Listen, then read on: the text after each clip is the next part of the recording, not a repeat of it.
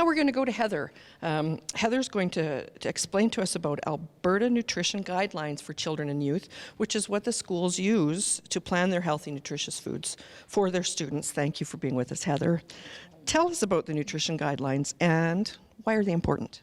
The Alberta Nutrition Guidelines were developed actually through the University of Alberta. It was a special project, and Alberta Health Services uses them for a lot of their resource development, but they were used to promote good eating for children because recognizing that a lot of children are eating outside of the home. So examples are childcare facilities, recreation centers, and schools. You know, a large portion of children's lives are spent in schools and other areas. So it's important to have guidelines, nutrition guidelines, so people are aware what is healthy eating, because there's a lot of misinterpretation of what a healthy diet is. So these guidelines, they were well researched. We have a really gold standard actually in Alberta for our nutrition guidelines to give people advice for what is a better item for kids to have. So looking at our little guideline here, I see that the Alberta Nutrition Guidelines are organized into categories with road signs. So go foods are choose most often, yield foods are those that you choose sometimes, and stop foods are choose least often. Can you give us some examples of foods in each of those categories? Sure. Well, the choose most often are fairly simple, actually. You're really looking at foods from Canada's Food Guide. Vegetables and fruits without added sugar or salt, so that's easy. So you can have canned fruit, but make sure it doesn't have sugar added to it. You could have frozen, but again, no sugar. Fresh vegetables are a great choice. You can have canned and frozen as well. Just make sure that they don't have sodium added to them. Yeah, and then your whole grain breads that don't have added, sodium, that aren't high in fat too. So that's the main focus. So we're having brown rice would be an example, whole grain pasta, and whole grain bread, oatmeal cereal, cereals without added sugar, so that are whole grain. So a bran flake kind of cereal would be an example. For that. And then for our meats, we don't want to have highly processed meats and lower fat meats. So it would be chicken without the skin would be an example. Your nuts and seeds and your nut butters would be examples for good choices. A lower fat cheese would be an example from the milk category.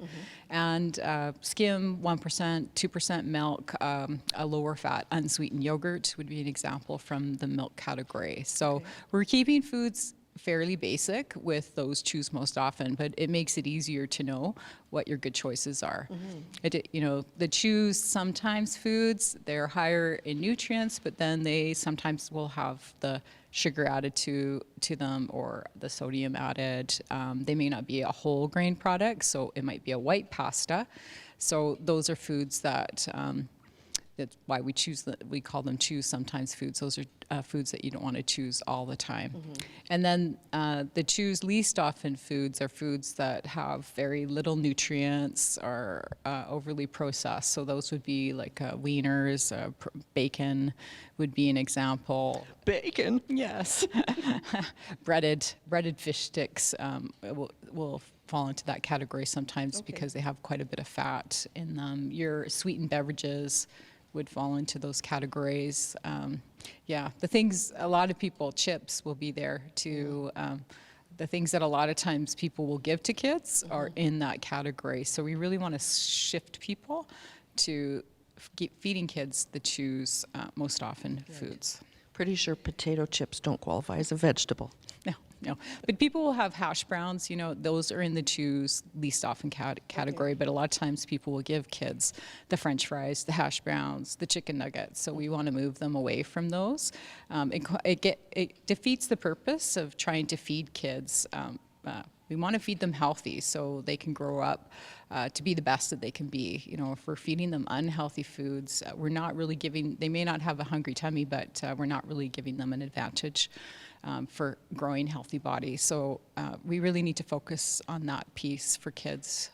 We've got a lot of, issues with overweight, obesity in the province. We're doing better, I think, since there's been more attention to it and more focus on providing healthy foods for kids, but we still have a lot of work to do for making sure that we're providing the best for children.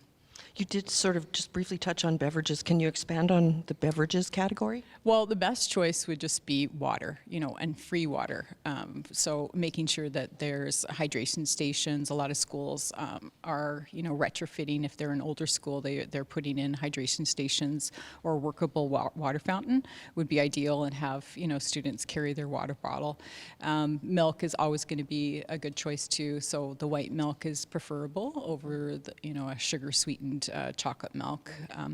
And juice can be a good choice. You just want to make sure it's unsweetened juice, and no more than half a cup would be the amount for beverages. But there's so many other beverages provided for children.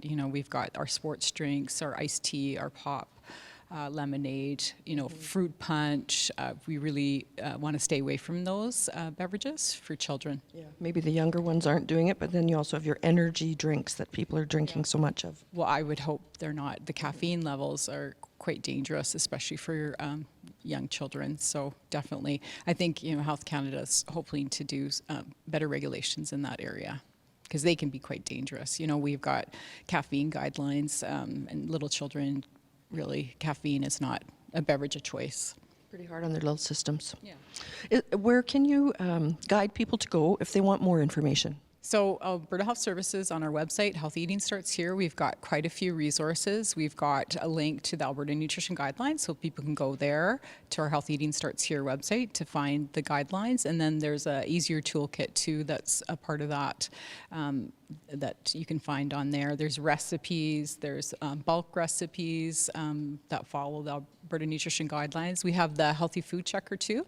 So if you're not sure where a food fits, you can use the Healthy Food Checker and enter your nutrition ingredient or your nutrition facts label data, and it'll plug it out for you if it's a choose most often food, choose sometimes, or choose least often food. Yeah, so there's a lot of resources. There's handouts for parents wanting to provide better snacks, breakfast, lunch for their children. There's a breakfast toolkit, community kitchen toolkit too. So lots of resources. It is a great site. Thank you so much. Yeah, you're welcome. Thanks for having me. And remember, healthy eating starts here.